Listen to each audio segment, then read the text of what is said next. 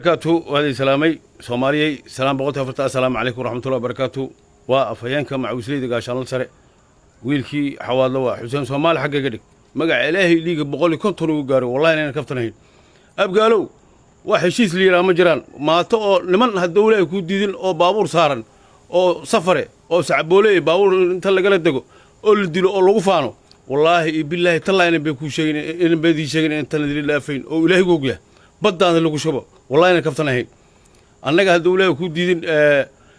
شباب دتكي بحشان أنا مدي هذا كلا تسيس الشباب كأنك أنت هذيك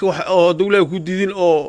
أو شباب دي صور الأحمر أو دتك باورت كلا دقليرة حبيس من لابتين شباب برتو شباب مرامريسين هذيك اللي قالوا والله بالله طلع دانك شالينا هذه ماشي هذيك تهب بيس كمري والله بالله طلع أنا كفتناهين أو إلهي جوجله والله وان ضب مجرته هذو إلهي كودي قرية هلا قاته مقع إلهي هذا ليجن ماشان أبقى المدق نجر هذا اللي أنا أقول بدل ما قال أنا تكشليني ساب بلني يحدي وإلهي جوجله أنا كفتناهين والله مع الله بيدين الله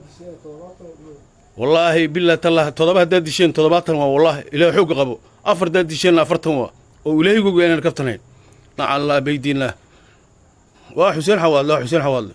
وأردو وأسركينا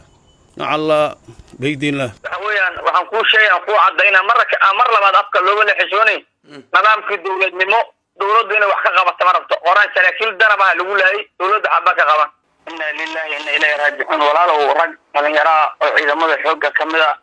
ميليتري أو حوالي إلى بلعت أنت بحيث كسر فسح قاسي هذا والله ندرس نهاي قرابة نهاي وكذا إلى لفظ إنه أنت صنعت لدك نيني أجح الله يقول دريسك إذا نمو وقدروه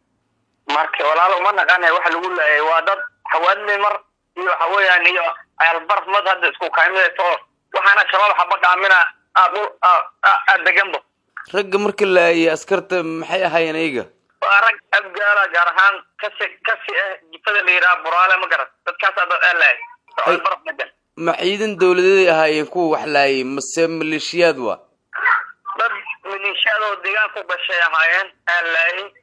waa rag waxay laayeen ayaga shabaabka cilnaayay ka difaacay dhulkooda la celinayay shabaab kale hor taagnay ay bartaas ku laayeen markii guruudi ilmoodi muddo 8 bilood ay ka maqnaayeen hal bilo fasaxay soo qaateen si cidoodii ilmoodi ku soo salaamaan